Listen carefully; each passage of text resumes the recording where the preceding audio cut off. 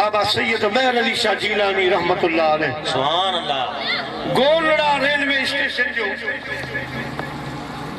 Platform हुयो उन ते पाण चहल कदमी पिया फरमाइनि। अंग्रेजनि जी हुकूमत हुई। हिकिड़ो अंग्रेज आयो, सिपाही हुयो, साईं जे हथ में तस्बीह हुई, अल्लाह अल्लाह पियो करे, सलात पियो पढ़े। अंग्रेज आयो, साईं खां पुछाई, साईं ही मणियादार शइ कहिड़ी आहे? मणिया वेठो अॻिते पोइते घुमाई त हुन जे कुल्हे में रिवाल्वर पियो हो। साईं ॾियारे फरमायो इहो छा आहे? चयाई मुंहिंजो हथियार आहे। बाबा महर अली शाह फरमायो ही मुंहिंजो हथियार आहे। अंग्रेज वरी मोटी आयो, चवण लॻो बाबा तुंहिंजे हथियार में गोली पाइण जी जाइ कान्हे का, बटन सिस्टम कोन्हे को, सभिनी जो छा कमाल आहे, कहिड़ो तरीक़ो आहे? साईं फरमायो पहिरीं तूं पंहिंजे हथियार जो कमाल ॾेखार, त पोइ मां तोखे पंहिंजे हथियार जो कमाल ॾेखारियां। हुन गोली भरी वण जी चोटी ते पखी चहकियो महकियो पे फायर कयाई, पखी मरी हेठ जी ज़मीन ते लॻो। अंग्रेज चवण लॻो बाबा मुंहिंजे हथियार जो ही कमाल आहे। हाणी चीअरो हो, ज़िंदा हो, चहको महकियो पे मुंहिंजो हथियार लॻो ठठो थी ज़मीन ते अची पियो आहे। साईं बाबा महर अली शाह रहमतुल्लाह अलैह सलात वारी तस्बीह खणी पखीअ ते हणी फरमायूं कुम बिइज़्निल्लाह, अल्लाह जे हुक्म सां उथ। पखी जीअरो थी उॾामी चहकी महकी फण जी चोटीअ ते वेठो।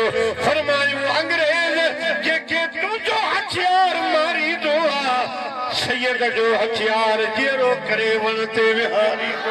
अल्लाह वारनि जी ताक़त आहे, जंहिंजे दिलनि में रब रहे थो त मुंहिंजा प्यारा, जॾहिं अल्लाह कंहिंजे दिल में ईंदो आहे, अखियूं जो निहारण रब जो हूंदो आहे, ताक़त रब जी हूंदी आहे, कन हुन जा हूंदा आहिनि, ॿुधण वारी ताक़त अल्लाह पाक जी हूंदी आहे, हथ हिन जा हूंदा आहिनि, मुंहिंजा प्यारा ताक़त रब जी हूंदी आहे, हलण हिन जो हूंदो आहे, ताक़त अल्लाह जी हूंदी आहे। इशारा इहे कंदा आहिनि, करामतूं रब ज़ाहिर फरमाईंदो आहे। सुभान अल्लाह। मुंहिंजे आका मदीने जे ताजदार सल्लल्लाहु अलैहि वसल्लम काबतुल्लाह शरीफ जो तवाफ पे फरमायो। तवाफ मुकम्मल करे आमिना जे लाल काबे जे न्यारे फरमायो काबा तुंहिंजी इज्जत अज़मत खे मां रसूलुल्लाह जो सलाम इन्ना अव्वल बैतुन वुदिअ लिन्नास लल्लज़ी बिबक्कत मुबारकन व हुदल लिल आलमीन। सुभान अल्लाह। तो अल्लाह साईं जो पहिरियों घर आई, जेके रब ॿिन्ही जहाननि जे लाइ रहमत बरकत हिदायत बनायो आहे। बेशक तूं शान वारो आहीं। काबतुल्लाह शरीफ तुंहिंजी इज़्ज़त अज़मत खे मां रसूलुल्लाह जो सलाम आहे। पर हिकिड़ी ॻाल्हि ॿुध, मुंहिंजी उम्मत जो वली मोमिन जो अक़ीदो सही आहे। सुभान अल्लाह। सो मोमिन काबा खुदा वटि तुंहिंजी इज़्ज़त खां त मथे आहे, शान में मथे आहे, पर अल्लाह जे अर्श अज़ीम खां बि मथे आहे।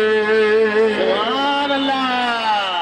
सुभान छाजे लाइ त तूं काबो आहीं, घर खुदा जो तो समझी, पर तुझे अंदर खुदा रहे नथो। बिल्कुल।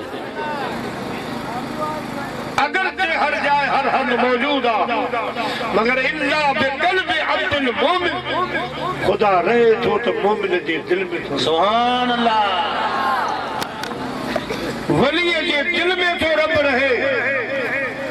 बिदाई साहब फरमाईंदो आ त वली छो वणकार अजाहित न गोली हो तखे लिको कोन लतीफ ते चो दे पार तू नाहे नीण निहार त तुम भी देरो दोस्त जो सुभान अल्लाह पंजाब जे हिकिड़े आशिक़ फरमायो लहनू अकरब कहंदा कहंदा सोहणो साडे वेड़े आया हबल वरीद जी सेज विछा के साडे अंदर डेरा लाया वफी अनफुसकुम दी शमा जला के साडा लूलुआ चमकाया